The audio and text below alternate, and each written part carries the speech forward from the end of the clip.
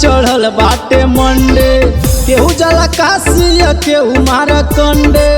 हर हर गंगे सावन के पहिला चढ़ल बाटे मंडे, केहू जला काशी केहू मारा कंडे।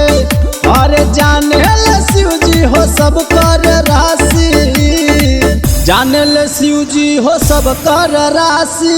सजल बा देवघर सजल बाटे काशी, जाने ले शिव जी हो सब कर राशि। सजल बा देवघर सजल बड़ुए काशी।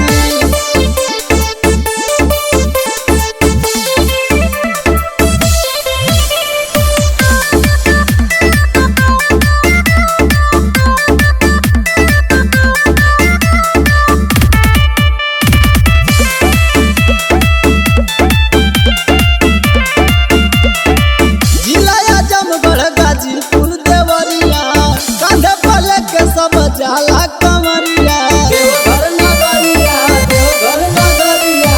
जिला आजमगढ़ गाजीपुर देवरिया, कांधे पले के सब जाला कमरिया। देखा सुंदर सजल बाटे झांकी, देखा सजल बाटे सुंदर झांकी। सजल बा देवघर सजल बाटे काशी, देखा सजल बाटे सुंदर झांकी। सजल बा देवघर सजल बड़ुए काशी।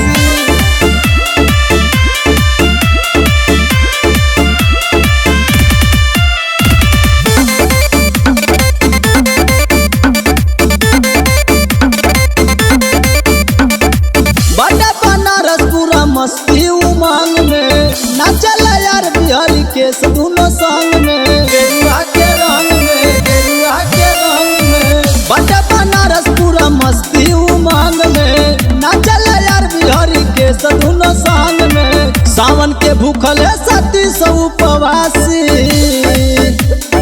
सावन के भूखल अंकित उपवासी।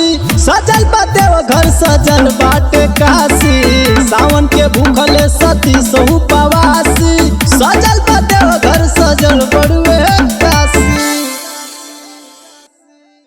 जाने ले शिव जी हो सब कर राशि, सजल बा देवघर सजल बाटे काशी। जाने ले शिव जी हो सब कर